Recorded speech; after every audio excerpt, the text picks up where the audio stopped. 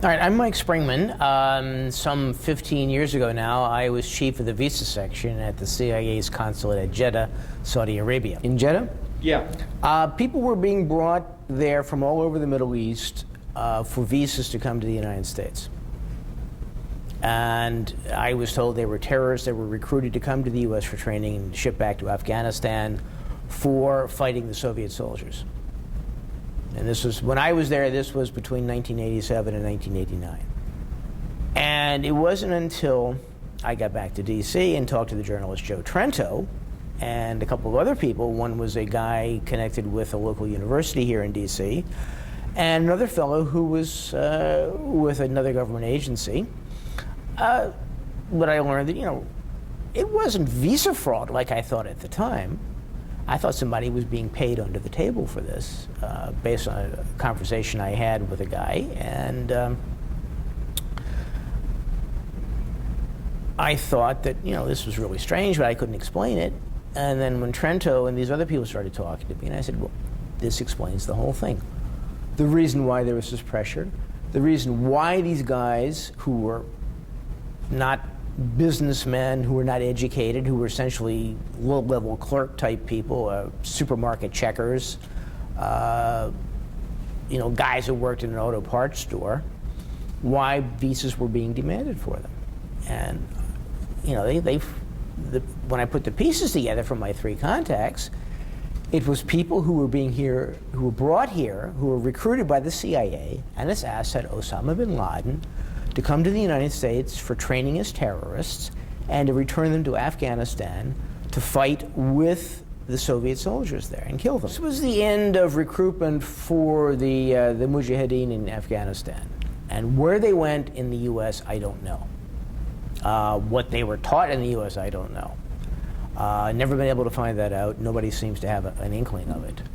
My understanding from talking to Celerino Castillo, who was a drug enforcement officer in Central America, was this was a favorite ploy of the CIA. They wanted to slip their guys into the United States, and they would have them apply through a legitimate travel agent, often through a legitimate tour group. You know, you'd have, I don't know, 20 people from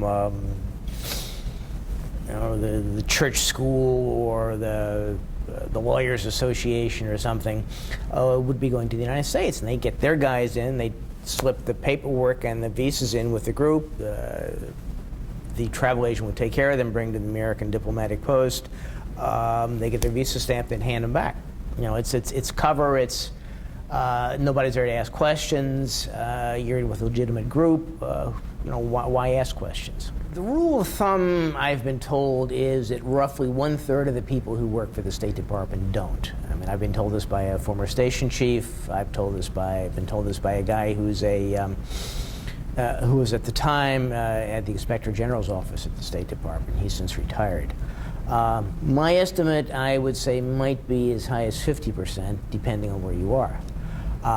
But as far as Jeddah goes, there were 3 people, including myself, whom I know for certainty to have no ties, professional or familial, with any of the intelligence services, out of roughly 20 Americans at the post. For example, in the consular section, there was a part-time visa officer. He didn't work for the State Department. At the time, I thought that my questioning what was going on, my filing a Freedom of Information Act lawsuit, got them to pull in their horns. Reading about the 15 of the 19 hijackers getting visas from the CIA's consulate at Jeddah, I thought, obviously, I didn't do any good at all.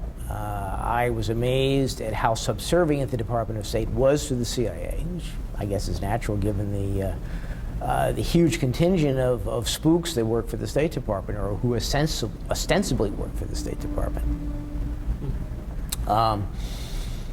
And I really think that the security that they've got, where they've destroyed files or made files disappear that I was interested in. For example, I wanted the cable that talked about the Chinese Silkworm missiles were coming through the Jeddah port. They can't find it anymore. So, you know, the secrecy basically covers up wrongdoing, it covers up incompetence, and it covers up stupidity, and it covers up really dangerous programs that the U.S. government is involved in, like this nonsense about sending terrorists to Afghanistan with no thought as to what happens when the terrorists in Afghanistan don't have anybody to fight anymore. And they're kind of used to this. They kind of like being warlords and making money and writing about being top dog. And I'm willing to bet that the people that were trained by the CIA in the United States for Afghanistan are still in Afghanistan or in Iraq and are happily killing American soldiers and anybody allied with the United States or anybody thought to be in connection with the United States, like the Doctors Without Borders people, for example. I've been stonewalled for 15 years by the U.S. government as far as the Freedom of Information Act goes. I mean, I'm amazed at how the law of the land isn't the law of the land. But why would they stonewall you? Basically because they don't want to give up information. They don't want people to know what the government is doing. Two, because if the truth ever did get out as to what the hell they were doing in Saudi Arabia and elsewhere, that people might scream for somebody's heads. You know, it might not happen. I mean, the American people don't want control of the CIA. There's an awful lot of people who think the agency is a wonderful institution and is protecting America instead of endangering America, which in fact it is doing.